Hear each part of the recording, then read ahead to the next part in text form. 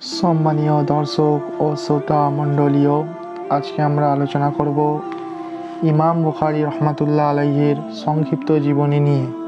চ্যানেলটি যদি সাবস্ক্রাইব না করে থাকেন অবশ্যই চ্যানেলটি সাবস্ক্রাইব করে নেবেন। ইমাম বুখারী কাল প্রবাহে একটি বিস্ময়ের নাম। স্মৃতির প্রখরতা, জ্ঞানের গভীরতা, চিন্তার বিশালতা, চারিত্রিক দৃঢ়তা, অটুট সততা আর বিশাল পর্বত সম হিম্মতের এক মূর্ত প্রতীক এই মহাপুরুষ। তিনি ইলমে হাদিসের এক বিজয়ী সম্রাট। তার সংকলিত হাদিসের মহামূল্যবান সংকলন সহিহুল বুখারী, বিশুদ্ধতার ক্ষেত্রে আল্লাহর কিতাব মহাগ্রন্থ আল কুরআনের পরেই যার অবস্থান। কিয়ামত পর্যন্ত সমগ্র মুসলিম উম্মাহ তার কাছে ঋণী।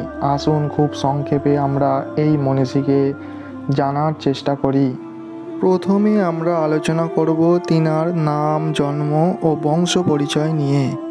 তিনি হচ্ছেন সমকালীন মুহাদ্দিসদের ইমাম হাফেজ আবু আবদুল্লাহ মুহাম্মদ বিন ইসমাইল বিন ইব্রাহিম বিন মুগিরা বিন বারদিজ বা আল জুফি। তাকে আমিরুল মুমিনিন ফিল হাদিসও বলা হয়। 194 হিজরি সালের 13ই শাওয়াল মাসের জুমার রাত্রিতে তিনি বুখারায় জন্মগ্রহণ করেন। এবার আমরা আলোচনা করব তিনার শৈশবকাল ও জ্ঞান অর্জন নিয়ে। শিশুকালেই তার পিতা ইন্তেকাল করেন। পিতার মৃত্যুর পর মাতার তত্ত্বাবধানে তিনি প্রতিপালিত হন। 10 বছর বয়সে উপনীত হয়ে তিনি জ্ঞানচর্চার প্রতি আগ্রহী হয়ে ওঠেন। অল্প বয়সেই তিনি পবিত্র কুরআন মুখস্থ করেন। শৈশবকালে মক্তবে পড়ালেখা করার সময় আল্লাহ তার অন্তরে হাদিস মুখস্থ ও তা সংরক্ষণ করার প্রতি আগ্রহ ও ভালোবাসা সৃষ্টি করে দেন। 16 বছর বয়সেই হাদিসের প্রসিদ্ধ কিতাবগুলি পাঠ সমাপ্ত করেন। তার জীবনীতে উল্লেখ করা হয়েছে যে তিনি ছোট থাকতেই অন্ধ হয়ে গিয়েছিলেন। এতে তার মাতা আল্লাহর কাছে খুব ক্রন্দন করলেন এবং স্বীয় সন্তানের দৃষ্টিশক্তি ফেরত দেওয়ার জন্য তিনার কাছে অবিরাম দোয়া করে যাচ্ছিলেন। হঠাৎ একদিন তার মা স্বপ্নে দেখলেন যে আল্লাহর নবী ইব্রাহিম আলাইহিসসালাম তাকে লক্ষ্য করে বলছেন, ওহে, তোমার সন্তানের দৃষ্টিশক্তি ফেরোচ্ছে আল্লাহর দরবারে।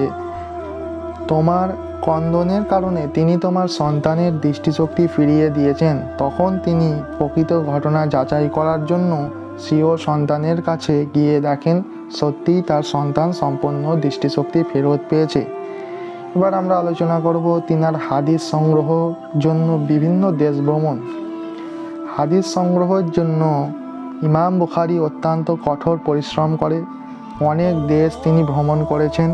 সেই সময় যে সমস্ত দেশে বিজ্ঞ মুহাদ্দিস বসবাস করতেন তার প্রায় সবগুলোতেই তিনি ভ্রমণ করেছেন এবং তাদের নিকট থেকে হাদিস সংগ্রহ করেছেন। খোরাসানের বিভিন্ন অঞ্চল ছাড়াও তিনি যে সমস্ত দেশ ভ্রমণ করেছেন তার মধ্যে রয়েছে মক্কা, মদিনা, ইরাক, হিজাজ, সিরিয়া, মিশর এবং আরও অনেক দেশ ও বিভিন্ন শহর রয়েছে। এবার আমরা আলোচনা করব তিনার বাগদাদে আগমন ও তার স্মরণশক্তির পরীক্ষা নিয়ে। তৎকালীন সমগ্র ইসলামী রাজ্যে যখন মুহাদ্দিস হিসাবে ইমাম বুখারীর কথা ছড়িয়ে পড়ল, তখন সেই যুগের বড় বড় মুহাদ্দিসগণ তাকে পরীক্ষা করতে চাইলেন। তাই তিনি যখন বাগদাদে আগমন করলেন তখন 400 মুহাদ্দিস একত্রিত হয়ে 100টি সহিহ হাদিস নির্বাচন করে তার সনদ ও মতন পাল্টিয়ে দিয়ে 10 ভাগে বিভক্ত করে 10 জন মুহাদ্দিসের হাতে সোপর্দ করলেন। অতঃপর তার হাদিসের মজলিস স্থাপন করা হলো। তিনি যখন আসন গ্রহণ করলেন তখন প্রথমে একজন মুহাদ্দিস 10টি হাদিস নিয়ে তার দিকে এগিয়ে গিয়ে একটি করে সবগুলো হাদিস পাঠ শেষ করলেন। প্রতিটি হাদিস পড়া শেষ হলেই ইমাম বুখারী বলতেন, এ ধরনের কোনো হাদিস আমার জানা নেই।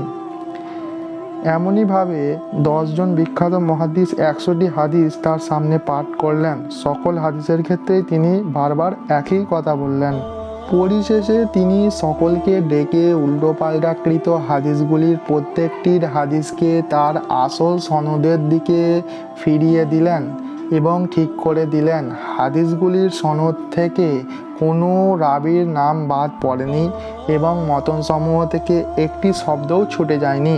এমনকি হাদিসগুলো সঠিকভাবে সাজানোতে মুহাদ্দিসগণ তার কোনো ভুল ত্রুটি ধরতে পারেননি। বলা হয় যে সমরকন্দে যাওয়ার পরও তাকে একই নিয়মে পরীক্ষা করা হয়েছিল, এতে সেই যুগের সর্বশ্রেষ্ঠ মুহাদ্দিস হিসাবে সকলেই তাকে স্বীকৃত প্রদান করলেন। এবার আমরা আলোচনা করব ইমাম বুখারীর ওস্তাদ ও ছাত্রগণ নিয়ে। ইমাম বুখারী রহমাতুল্লাহ আলাইহের থেকে অসংখ্য মুহাদ্দিস সহিহ বুখারী বর্ণনা করেছেন।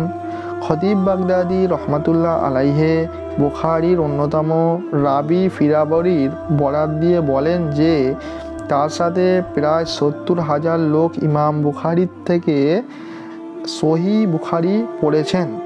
তাদের মধ্যে আমি ছাড়া আর কেউ বর্তমানে জীবিত নেই। তার ছাত্রদের মধ্যে রয়েছেন ইমাম মুসলিম, ইমাম তিরমিজি, ইমাম নাসা। তিনি যাদের কাছে হাদিস শুনেছেন তাদের মধ্যে রয়েছেন ইমাম আহমেদ বিন হাম্বাল, ইসহাক বিন রাহওয়াই এবং আরও অনেকে। তিনি 8 বার বাগদাদে আগমন করেছেন। প্রতিবারেই তিনি আহমেদ বিন হাম্বালের সাথে দেখা করেছেন। প্রত্যেক সাক্ষাতের সময় আহমেদ তাকে খোরাসান ছেড়ে দিয়ে বাগদাদে স্থায়ীভাবে বসবাস করার প্রতি উৎসাহ দিয়েছেন। এবার আমরা আলোচনা করব তার জীবনীর সাথে সম্পৃক্ত একটি স্মরণীয় ঘটনা। তার জীবনীতে উল্লেখ করা হয় যে তিনি একবার একটি থলের ভিতর 1000 স্বর্ণমুদ্রা নিয়ে হাদিস অন্বেষণের সফরে বের হলেন। সফর অবস্থায় কোনো এক চোর এই স্বর্ণমুদ্রাগুলি দেখে ফেলে এবং তা চুরি করার সকল প্রকার চেষ্টা করার সত্ত্বেও ব্যর্থ হয়। পথিমধ্যে ইমাম বুখারী পানিপথে ভ্রমণের জন্য জাহাজে আরোহণ করলে চোরও তার সাথে যাত্রা শুরু করে। সেখানেও সে চেষ্টা করে ব্যর্থ হয়। পরিশেষে চোর মুদ্রাগুলো চুরি করার নতুন এক পথ অবলম্বন করে। সে এই বলে চিৎকার করতে থাকে যে এই জাহাজে ওঠার পর আমার 1000 স্বর্ণমুদ্রা চুরি হয়ে গেছে। মুদ্রাগুলি একটি থলের মধ্যে ছিল। সে থলিটির ধরন ও বর্ণনা করল যা সে ইতিপূর্বে ইমামের কাছে দেখেছিল। চিৎকার ও কান্নাকাটির মাধ্যমে চোরটি জাহাজের মাঝি মাল্লাদের দৃষ্টি আকর্ষণ করতে সক্ষম হয়। মাঝি মাল্লাগণ এক এক করে সকল যাত্রীর পকেট ও শরীর চেক করা শুরু করলো। এই দৃশ্য দেখে ইমাম বুখারী চিন্তা ও হতাশায় পড়ে গেলেন। চোরের উদ্দেশ্য বুঝতে পেরে তিনি ভাবলেন, এখন যদি আমাকে তল্লাশি করা হয় তাহলে তো আমার কাছে 1000 স্বর্ণমুদ্রা পাওয়া যাবে আর আমি চোর হিসাবে সাব্যস্ত হব। আমি অভিযোগ অস্বীকার করলেও আমার কথায় কেউ কর্ণপাত করবে না। আর আমি যদি আজ চোর হিসাবে ধরা পড়ি তাহলে সারা দুনিয়ায় খবর ছড়িয়ে পড়বে যে মোহাম্মদ বিন ইসমাইল আল বুখারী 1000 স্বর্ণমুদ্রা চুরি করেছে। আমার সারা জীবনের সাধনা ব্যর্থ হবে। এই কঠিন পরিস্থিতিতে তিনি 1000 স্বর্ণমুদ্রার মায়া ত্যাগ করে রাসূলের হাদিস মর্যাদা অক্ষুণ্ণ রাখার সিদ্ধান্ত গ্রহণ করলেন। তাই তল্লাশকারীগণ তার শরীরে তল্লাশি চালানোর আগেই অতি গোপনে 1000 স্বর্ণমুদ্রার থলিটি পানিতে ফেলে দেন। এরপর সকলের মালপত্র ও শরীর তল্লাশির এক পর্যায়ে ইমাম বুখারীর শরীরও তল্লাশি করা হলো। জাহাজের কারো কাছে কোনো থলের ভিতর 1000 স্বর্ণমুদ্রা পাওয়া গেল না। পরিশেষে জাহাজের লোকেরা চোরকেই মিথ্যাবাদী হিসাবে সাব্যস্ত করে সকলকে হয়রানি করার শাস্তি প্রদান করল এবং আল্লাহ তাআলা তাকেই অপদস্থ করলেন। পরে চোর তার সাথে একান্তে মিলিত হয়ে বললেন, জানাব, আপনার সাথে 1000 স্বর্ণমুদ্রা আপনি কোথায় রেখেছেন? উত্তরে তিনি বললেন, তোমার চক্রান্ত বুঝতে পেরে আমি তা পানিতে ফেলে দিয়েছি। আল্লাহ তাআলা ইমাম বুখারী এবং তার সংগৃহীত সহিহ হাদিসের মর্যাদা অক্ষুণ্ণ রাখলেন। এবার আমরা আলোচনা করব আলেমদের মূল্যায়নে সহিহ বুখারী। সংক্ষিপ্তভাবে কিতাবটি সহিহ বুখারী হিসাবে প্রসিদ্ধতা অর্জন করলেও এর পূর্ণ নাম আল জামেউস সহিহুল মুসনাদু মিন উমরি রাসূলুল্লাহি সাল্লাল্লাহু আলাইহি ওয়াসাল্লাম ওয়া সুনানিহি ওয়া আইয়ামিহি। তবে কারো মতে দীর্ঘ নামটির মধ্যে শব্দের তারতম্য রয়েছে। এই কিতাবে তিনি সর্বপ্রথম হাদিস সমূহকে আধুনিক পদ্ধতিতে সুবিন্যস্ত করেন।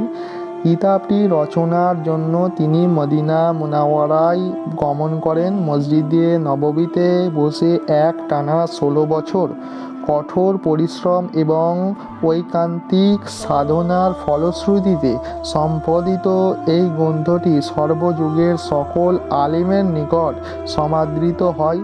সমকালীন মুহাদ্দিস ও হাদিস বিশেষজ্ঞ পণ্ডিতমণ্ডলী এই মহাগ্রন্থের বিশ্লেষণ, বিচার বিবেচনা, পরীক্ষা নিরীক্ষা, আলোচনা সমালোচনা এবং পর্যালোচনা করেছেন। সমগ্র উম্মত সর্বসম্মতভাবে এই গ্রন্থটিকে আল্লাহর কিতাবের পর সর্বাধিক বিশুদ্ধ ও নির্ভুল বলে স্বীকৃতি দিয়েছেন।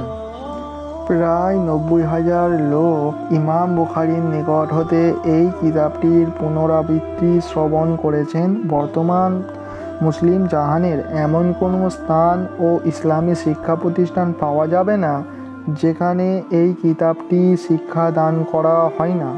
ইসলামী শিক্ষার শিক্ষার্থীগণ এই গ্রন্থটি অধ্যয়ন ও পাঠদানের যোগ্যতা অর্জন করার মাধ্যমেই বড় আলেম রূপে স্বীকৃত হয়ে থাকেন। এ যাবৎ সহিহ বুখারীর যতগুলি ব্যাখ্যা গ্রন্থ বের হয়েছে, হাদিসের অন্য কোনো কিতাবের এত বেশি সংখ্যক ব্যাখ্যা বের হয়নি। এই ব্যাখ্যা গ্রন্থগুলির মধ্যে আল্লামা হাফেজ ইবনু হাজার আসকালানি কর্তৃক রচিত ফাতহুল বারী সর্বশ্রেষ্ঠ স্থান দখল করে আছে। এবার আমরা আলোচনা করব ইমাম বুখারীর শেষ জীবন ও কঠিন পরীক্ষা নিয়ে। ইমাম বুখারীর শেষ জীবনে খুব সুখ শান্তিতে অতিবাহিত হয়নি। বুখারায় তৎকালীন আমিরের সাথে তার মতবিরোধ হয়েছিল। ঘটনার বিস্তারিত বিবরণ এই যে, যুগশ্রেষ্ঠ মুহাদ্দিস হিসাবে যখন ইমাম বুখারীর সুনাম ও সুখ্যাতি চতুর্দিকে ছড়িয়ে পড়ল, তখন বুখারায় আমির স্বীয় সন্তানদের সহিহ বুখারী পড়ানোর জন্য ইমামের কাছে প্রস্তাব করল। আমির আরও প্রস্তাব করল যে তার সন্তানদের পড়ানোর জন্য ইমাম বুখারীকে রাজদরবারে আসতে হবে, কারণ সাধারণ জনগণের সাথে মসজিদে বসে আমিরের ছেলের পক্ষে সহিহ বুখারী পড়া সম্ভব নয়। ইমাম বুখারী তার মসজিদ ও সাধারণ লোকেদেরকে ছেড়ে দিয়ে রাজদরবারে গিয়ে আলাদাভাবে আমিরের ছেলেদেরকে বুখারী পড়ানোতে ইলমে হাদিসের জন্য বিরাট অবমাননাকর ভেবে প্রস্তাব প্রত্যাখ্যান করেন। তিনি পরিষ্কার জানিয়ে দিলেন যে আমি কখনোই হাদিসের ইলমকে হেয় প্রতিপন্ন করতে পারবো না।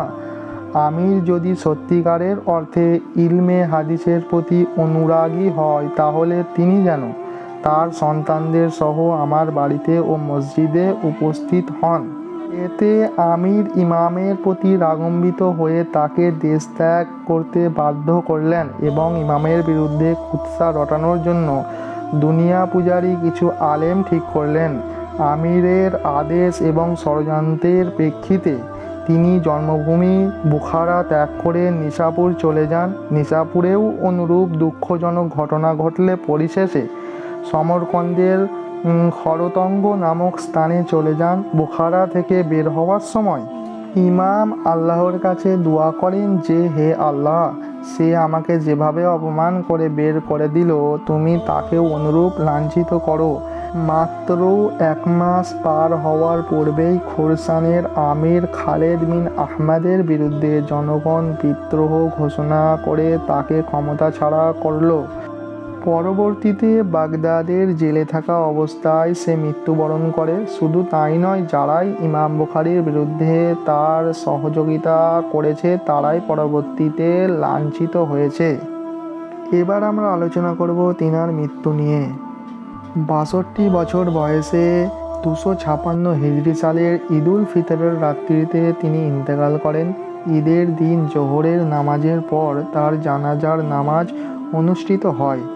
তার ওসিয়ত মোতাবেক 3টি সাদা কাপড় দিয়ে তাকে কাফনে জড়ানো হয়। এতে কুর্তা ও পাগড়ি ছিল না। তার জীবনীতে উল্লেখ করা হয়েছে যে দাফন করার পর তার কবর থেকে মিস্কের সুগন্ধির চেয়েও অধিক সুঘ্রাণ বের হতে থাকে। বেশ কিছুদিন এই অবস্থা বিরাজ করতে থাকে। লোকেরা তার কবর থেকে মাটি নেওয়া শুরু করে দেয়।